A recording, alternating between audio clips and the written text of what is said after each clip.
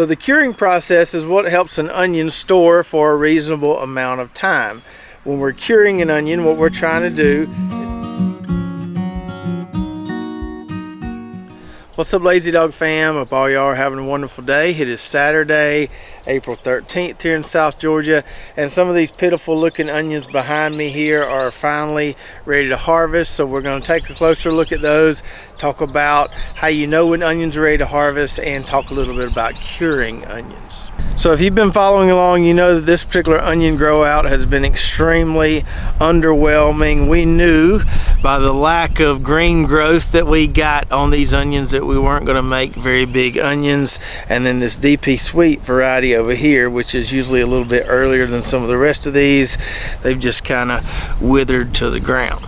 So it was only fitting after the spectacular onion grow out we had last year, where we had several close to 3 pounds, that this would happen. We were due for a humbling, and we have indeed gotten humbled this year.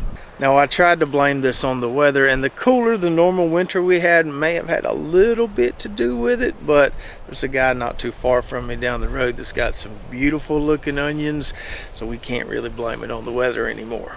And I know it's not the varieties, because we planted the exact same varieties last year and they did really, really well for us. So I'm kind of at a loss as to what happened. If I had to take a wild guess, I would say it had something to do with that soybean cover crop and the chicken grazing that we did prior to planting the onions.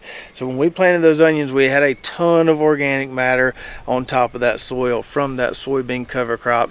That, in combination with the chicken manure, seemed to make that soil not drain as well as it should. Now, we had a ton of heavy rains over the winter, which didn't help, but it just never really dried out like it should dry out.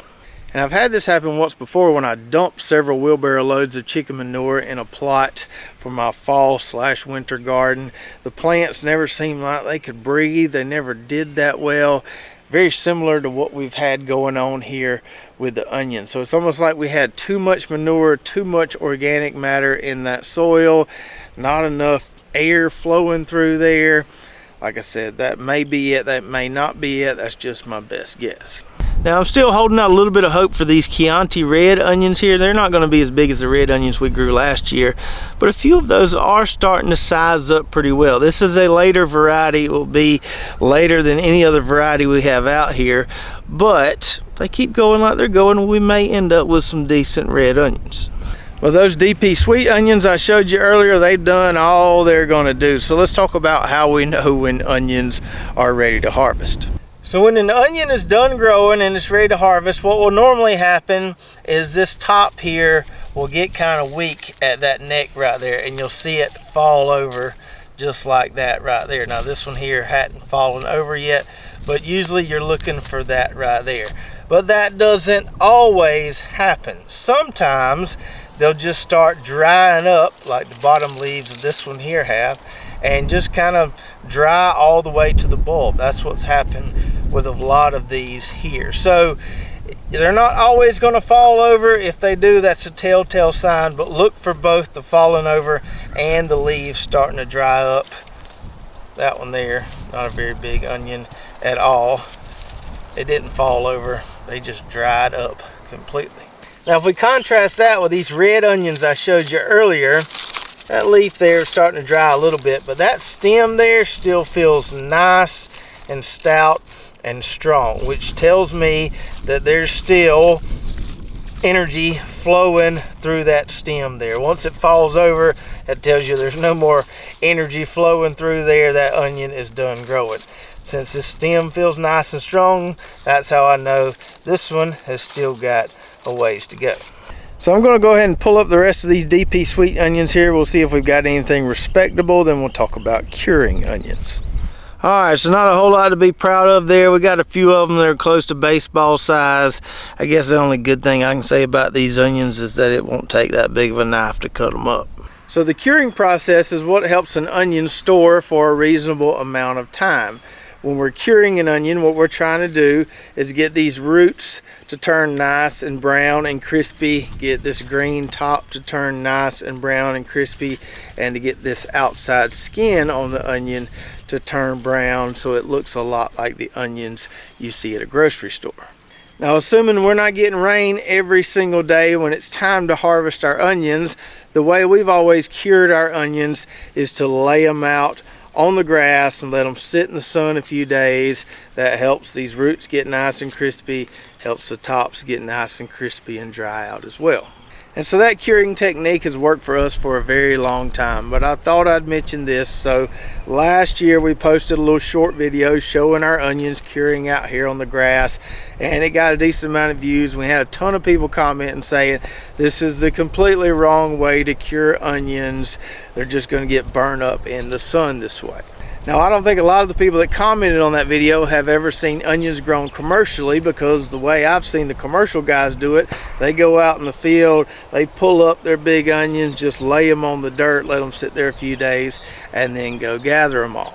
So another way to do it, if you've got plenty of space under your barn, your garage, or maybe an extra room in your house, is to hang these onions upside down like this, and those tops will eventually dry out. This will dry out, that skin will get nice and tan for you. And that way, kind of the upside down hanging way, could very well be the best way to cure onions. I've never been able to do them that way because I always grow too many onions. So we have too many to go in there and hang them individually, so we just lay them out on the grass. So I guess it depends on how many onions you grow. If you've got a heap of onions, it's not going to hurt them to lay them out on the grass. As long as the grass is cut relatively low and you're not getting a ton of moisture accumulation on that grass every morning, they'll cure just fine that way. But if you've just got a few and you've got enough space underneath your barn or whatever, yeah, hang them upside down, let them cure that way. And as I've told you before, my onion storage method on that rack of hardware cloth underneath the barn, it works, but it's not perfect. I can usually get these things to store for a couple months, but after 3 or 4 months or so, you know, they're not any good. So we try to eat them before then. If I had a cooler place to put them, you know, a dark, cool room indoors, I could probably get them to store longer. And the storage potential on these short day onions down here has a lot to do with when we're harvesting these things. So we're harvesting them in the spring as temperatures are warming. Those of you up north growing long day onions don't harvest until, say, late summer, maybe early fall, as temperatures are cooling. So those onions store a lot longer than our short day onions down here do.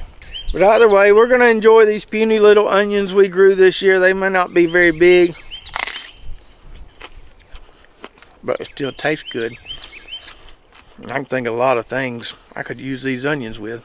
So I hope you enjoyed the video today, and let me know in the comments below how you like to cure your onions. Do you lay them on the grass like we do, or do you hang them upside down in a nice cool place? And if you've tried both, what did you find seems to work better? And if you want to see what these DP Sweet short day onions are supposed to look like, watch this video from last year where we had several 2.5, 2 3/4 pounders in the mix. So check that out, and we'll see you next time right here at Lazy Dog Farm.